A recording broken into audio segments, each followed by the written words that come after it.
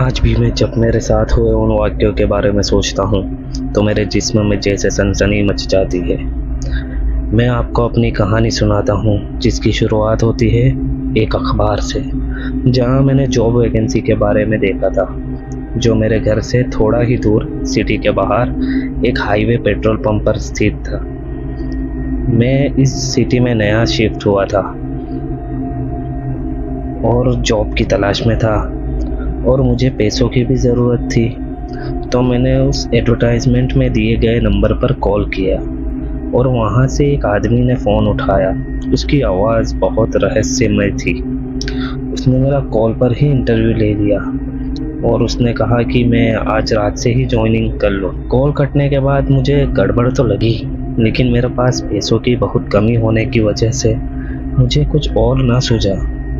मैं दिए गए एड्रेस पर पहुंचा। वहां मैंने एक आदमी को देखा और दो वर्कर जो वहां काम कर रहे थे। दोनों वर्कर मुझे ऐसे देख रहे थे जैसे उन्होंने पहले कभी किसी इंसान को ना देखा हो। उनका स्टाइल भी देखने में बहुत पुराने ज़माने का लग रहा था।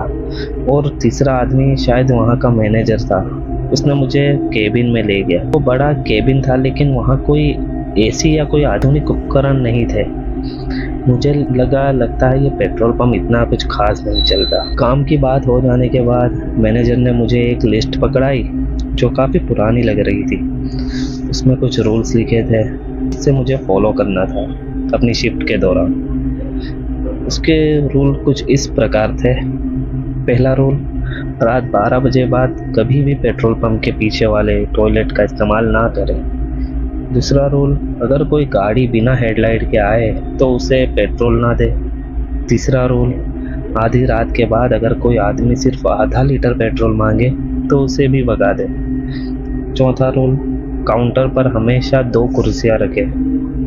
पांचवा रूल, अगर रात में कोई बच्चा पेट्रोल पंप पर खिलौना ढूंढता हुआ आए तो उसकी तरफ ना देखे। छठा रूल, रात 2:17 पर खिड़की के बाहर ना देखे, चाहे कुछ भी हो जाए। सातवां रूल, अगर पेट्रोल पंप की लाइट बार बार झपके तो तुरंत अंदर बंद हो जाए। आठवां रूल, अगर रेडियो पर पुराना गाना बजने लगे तो उसे बंद ना करें।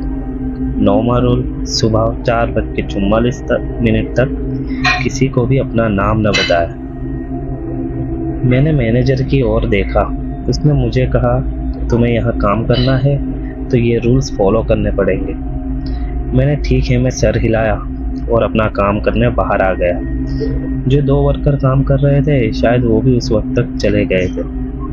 पेट्रोल पंप पर ज़्यादा गाड़ियाँ नहीं आ रही थी, लेकिन जो आ रही थी मैंने नोटिस किया कि वो सभी पुराने ज़माने जैसी लग रही थी।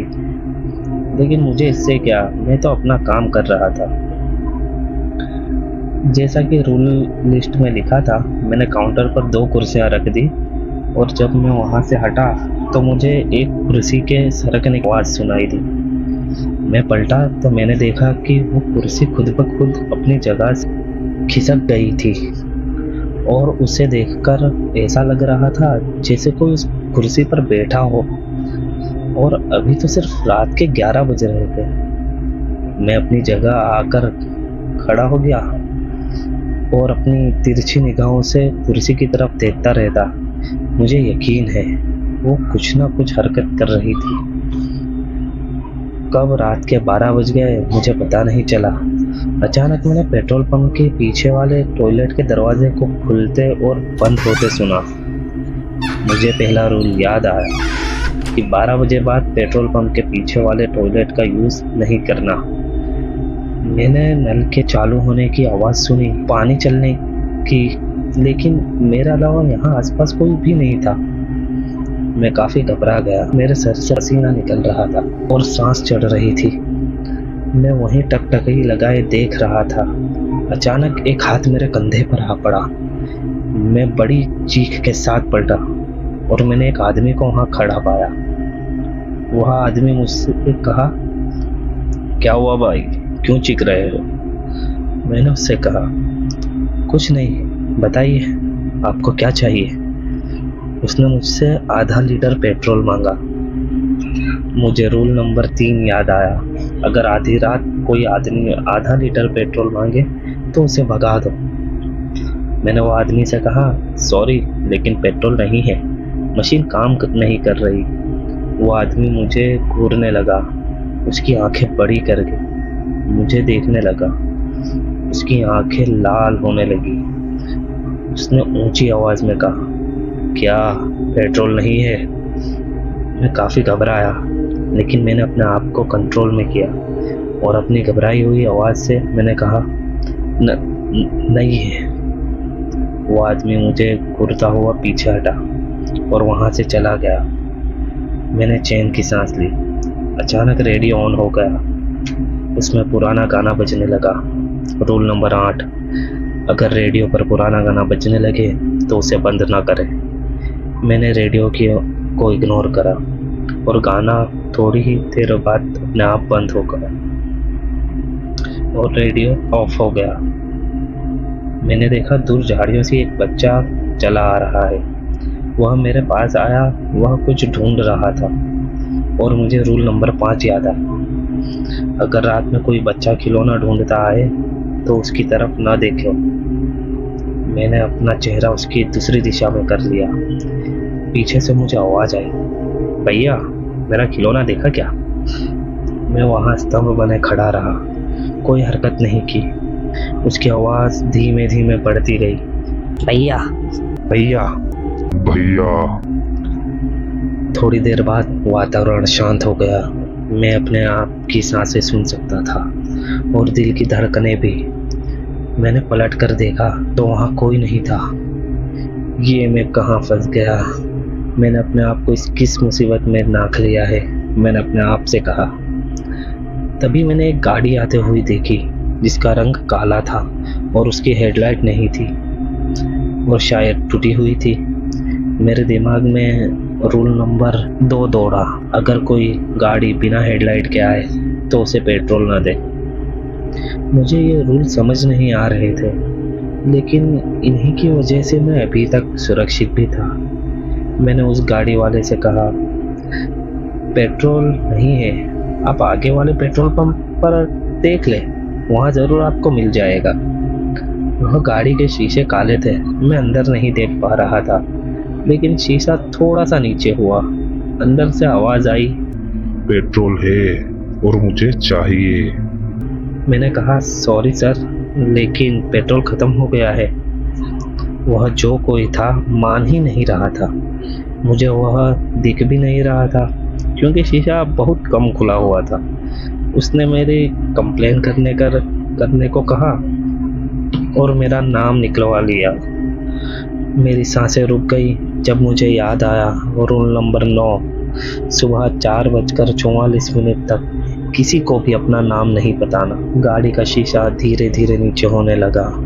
मेरे दिल की धड़कनें भी तेज होने लगी जब मैंने अंदर देखा कि गाड़ी में वही आदमी है जिसे मैंने पेट्रोल देने से मना किया था। वह एक बड़ी भयानक मुस्कुराहट के साथ मुझे देख रहा था। मैंने घड़ी में देखा 2 बज रहे थे। मुझसे रूल नंबर 9 टूट गया और उसी पल पेट्रोल पंप की लाइटें जलने बुझने लगी। रूल नंबर 7, पेट्रोल पंप की लाइट जब जलने बुझने लगे तुरंत अंदर बंद हो जाए। मैं जल्दी से केबिन में दौड़ा और अपने आप को अंदर बंद कर लिया। दरवाजे पर कोई दस्तक देने लगा। मुझे यकीन था कि ये वही आदमी है जो कार में बैठा था। वो दरवाज़ा पीटने लगा और मेरा नाम पुकार रहा था। मैं अपने कानों पर हाथ दिए हुए काफ़ी घबराया हुआ था।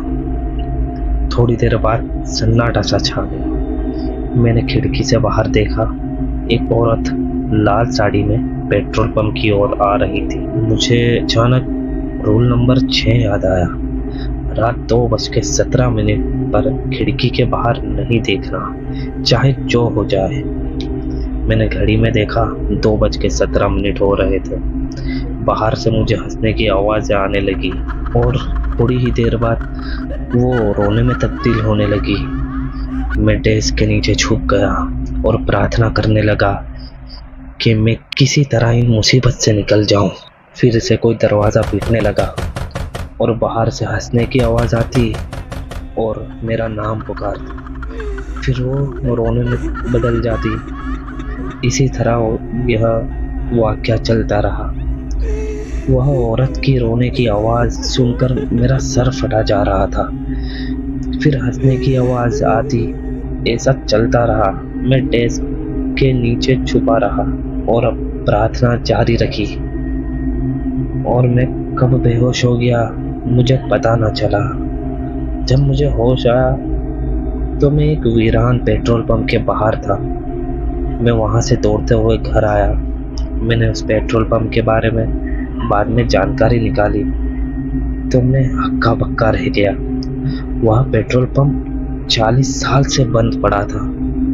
इसमें एक विस्फोट के कारण आग लग गई थी जिसमें उस पेट्रोल पंप का मैनेजर, 2 कर्मचारी, एक बच्चा और पति पत्नी मारे गए। शायद यही लोगों की आत्माएं मुझे उस रात को दिखाई दी थी। मैंने जब अखबार में उस एडवर्टाइजमेंट के बारे में जानना चाहा तो मैंने देखा कि वहाँ पर ऐसा कोई एडवर्टाइजमेंट ही नहीं, ना ही मेरे फ़ोन लिस्ट में उस पेट्रोल पंप के मैनेजर का नंबर था। मैं जब रात में सोता हूँ तो उस पेट्रोल पंप की बेल सुनाई देती है और कोई मेरा नाम पुकार कर मुझसे कहता है, आधा लीटर पेट्रोल दोगे क्या?